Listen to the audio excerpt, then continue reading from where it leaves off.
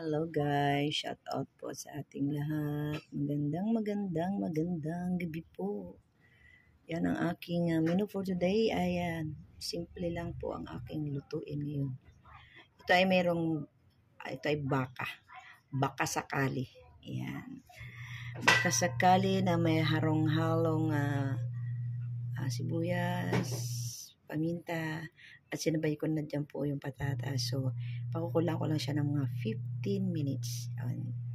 15 minutes para lutong-luto naman ang ating baka. Yan. Yan po aming ulam today.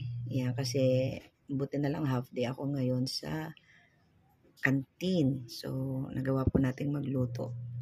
Yan. Yan, 15 minutes lang po guys. So, mayroon na po itong titimplahan po natin siya ng cubes. Thank you. Tapos konting asin. Konting asin lang to guys. Konting asin. Ayan.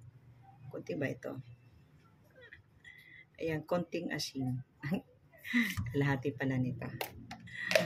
Ayan. Para templadong-templado guys ang ating pakukulo ang baka. Yan, baka sakali. Yan. So, syempre, pressure cooker natin siya, guys. At kukunin ko lang yung bilog dito.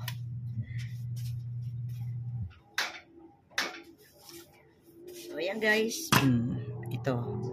Siguro mga 15 minutes po yan. So, meron akong sahog ay dahil kukunti lang kami dito sa bahay, dalawa lang kami kakain.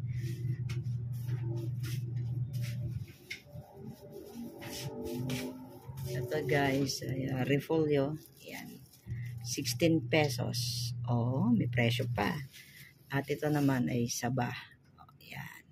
So ito po yung aking isasahog sa simpleng luto lang po ni Babes Love. Ganito lang po ako magluto. Simpleng-simple lang para may sabaw ang aking mga bata. Yan.